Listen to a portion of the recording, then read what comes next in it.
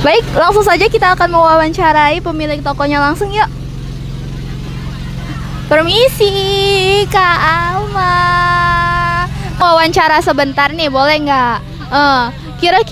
Kira-kira seberapa banyak sih Kak antusiasmenya para pengunjung yang ada di sini tuh? Wah, luar biasa sekali ya pengunjung Simpang Limun, Pasar Simpang Limun Medan ya, khususnya untuk menjelang Lebaran. Alhamdulillah para pedagang sangat sungkan dan ria karena bisa dilihat setiap kita menjelang hari libur, hari Lebaran ataupun tahun baru gitu, biasanya kita selalu ada yang namanya pekan inilah kita ngobrol-ngobrol.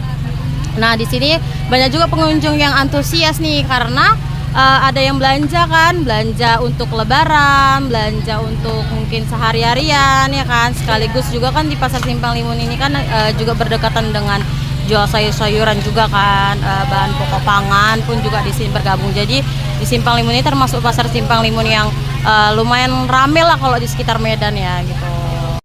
Kalau untuk keuntungannya sendiri nih Kak, seberapa besar sih yang sejauh ini yang Kakak dapatkan selama libur Lebaran, libur Ramadan menjelang Lebaran ini?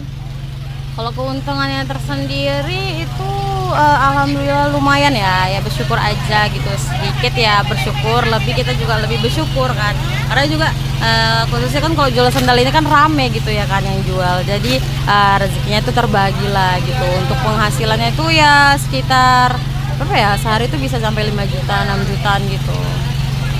Oke, terima kasih kepada Kak Alma yang telah berkenan untuk diwawancarain. Terima kasih ya Kak sekali lagi. Oke, itu tadi wawancara kita di hari pertama mengenai survei pasar UMKM yang ada di Pajak Simpang Limun. Oh my god! Wow! Inilah kondisi di pasar tradisional masyarakat menjelang Hari Raya Idul Fitri. Bisa kita lihat kondisi di pasar malam hari di Pasar Simpang Limun ini sudah banyak toko-toko yang sudah tutup dan beraktivitas kembali di pagi hari.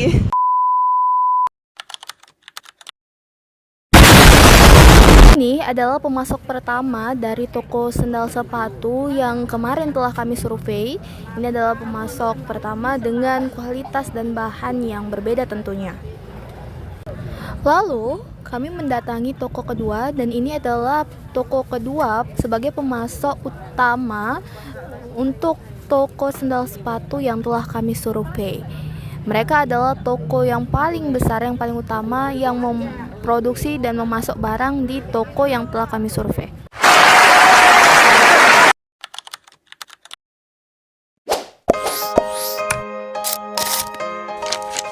Ingin mewawancari Ibu mengenai alur pembuatan surat keterangan usaha. Yang pertama, kami ingin bertanya, bagaimana prosedur yang harus ditempuh oleh pelaku UMKM untuk mendapatkan SKU di kelurahan ini? Pertama, ini untuk usaha dia bersama Kepling tentunya. Terus ke kantor Perintu tentunya, sebagai kantor lurah, bapak KTP, KK. Itu aja sih syaratnya sama Pak. Oh, berarti hanya itu ya Bu? Oke Bu, selanjutnya kami ingin bertanya lagi Bu. Itu yang tadi udah meliputi dokumen juga Bu? Iya, sama dokumennya itulah, kapan dokumennya itu, syarat-syarat dokumennya itu. Ini Bu, berapa lama biasanya proses penerbitan SKHU dan apakah ada biaya administrasi yang dikenakan? 1 hari siap. 1 hari siap. Kerja dari pagi sampai jam 4 ya. Dan tidak ada dipungut biaya. Berarti gratis. Gratis.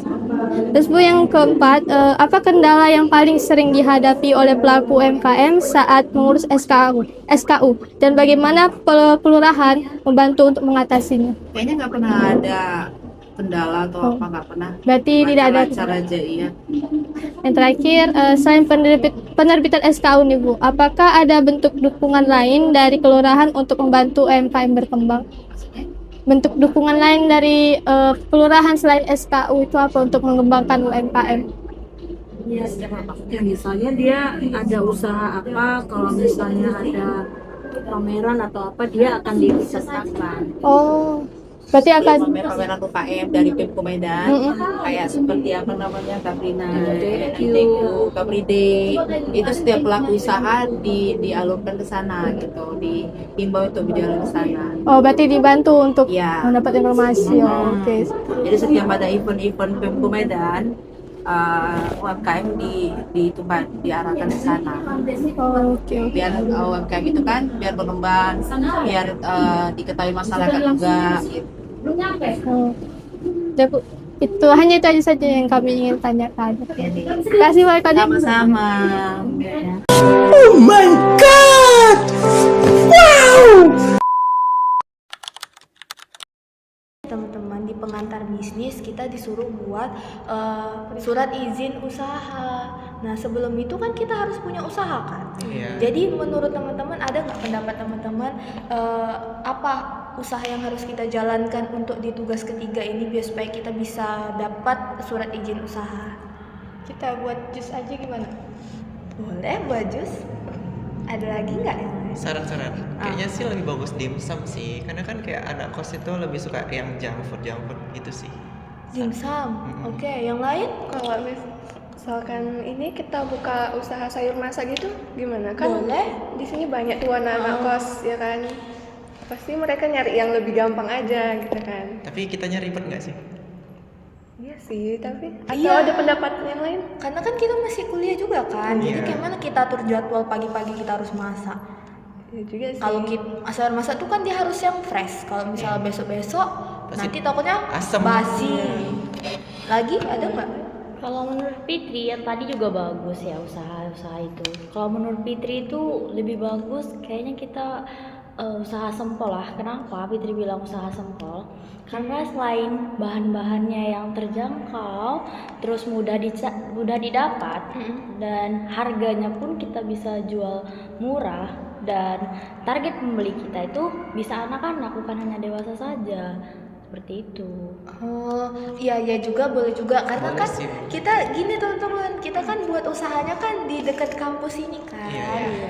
Di sini daerah sini ada SD, Iya. terus kampus banyak anak kos pastinya. Terus juga kawasan sini tuh kan rame, selalu rame nggak sepi pembeli. Apalagi di ujung sana ada lapangan, tempat banyak orang berkumpul kan. Iya. Apa kalau nggak kita buat usahanya di situ aja? Gimana? Boleh. Kita Boleh, buat usahanya boleh. di situ aja. Boleh.